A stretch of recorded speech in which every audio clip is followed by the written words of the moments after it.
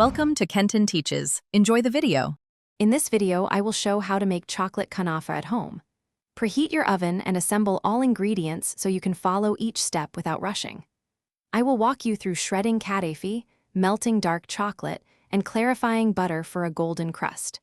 You will learn how to layer chocolate and pastry, bake to crunchy perfection, and make a simple syrup to finish for balanced sweetness. Start by gently separating kadife strands and coating them with melted butter so they crisp uniformly.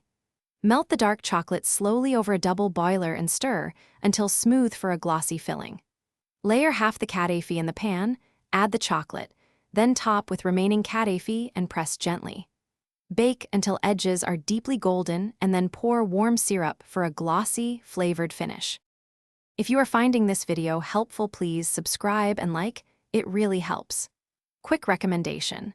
I recently enjoyed a book called The Simple Path to Wealth that changes how you think about money and planning, and it pairs oddly well with slow-baked treats as a reminder to save and savor.